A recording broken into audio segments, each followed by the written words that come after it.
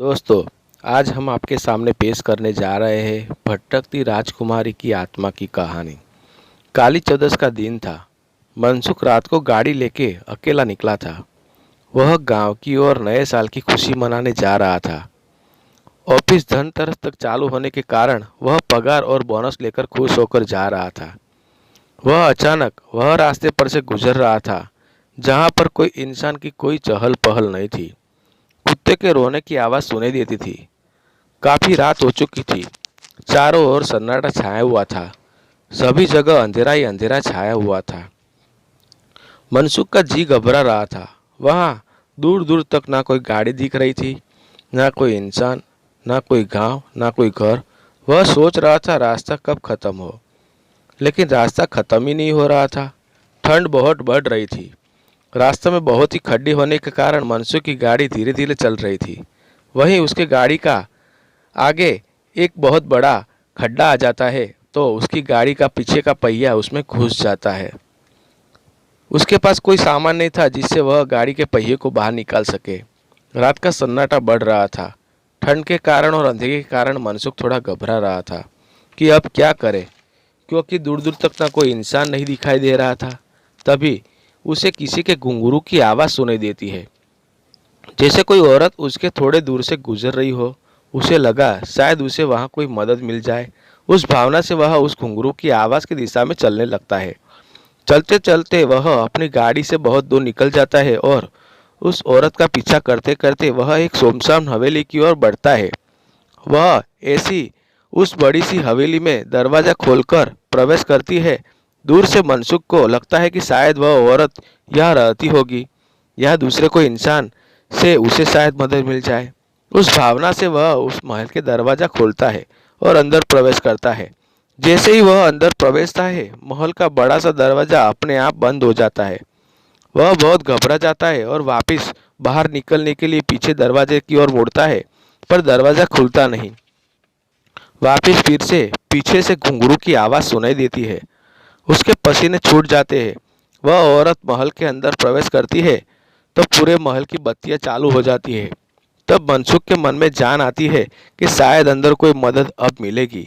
यह सोचकर वह उस हवेली के रूम में अंदर प्रवेश करता है। तब वह महल अंदर से बहुत बड़ा होता है, लेकिन कोई इंसान नहीं दिखाई देता। चारों ओर एक खूबसूरत औरत की तस्वीर टंगी हुई होती है। तभी दूसरी मंजिल पर वह औरत खड़ी दिखाई देती है। वह उसको देखता है तो वह उस तस्वीर वाली खूबसूरत औरत होती है। वह कुछ बोलती नहीं, बस जैसे उसे बुला रही हो इस तरह ऊपर एक कक्ष में प्रवेश करती है। वह सीढ़ियाँ चढ़कर उस औरत की ओर बढ़ता है और उस कक्ष में प्रवेश करता है। वह और उस कक्ष में खिड़की के पास खड़ी होती है।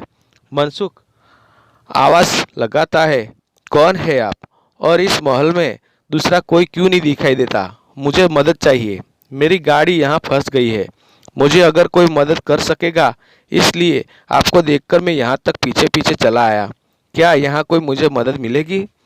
लेकिन वह औरत खिड़की की ओर मुड़ी हुई है, कुछ आवाज़ नहीं देती।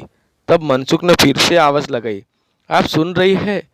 तब भी वह कुछ जवाब नहीं देती। इस कारण वह उस औरत की ओर आगे बढ़ता है और उसका हाथ थामने जाता है और जैसे ही कहता है, आप सुन रही हो, तो वह औरत जैसे ही पीछे मुड़ती है, उसे देख मनसुख बेहोश हो जाता है और जैसे ही उसकी आंख खुलती है, वह एक पलंग में सोया हुआ होता है।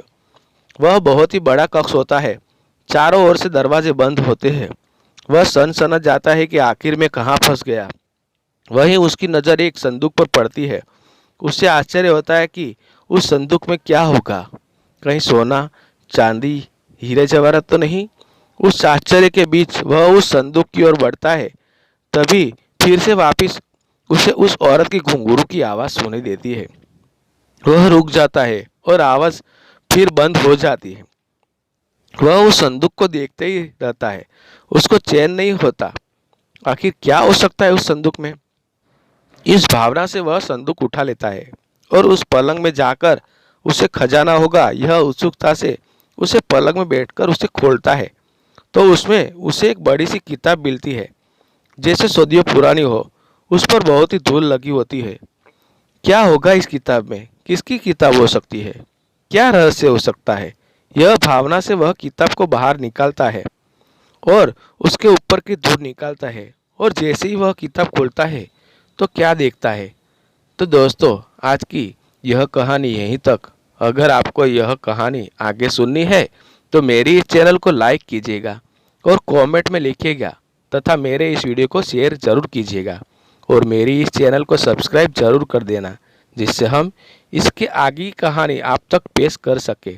तो दोस्तों, फिर मिलेंगे आगे की कहानी लेकर। तब तक के लिए अलविदा दोस्तों।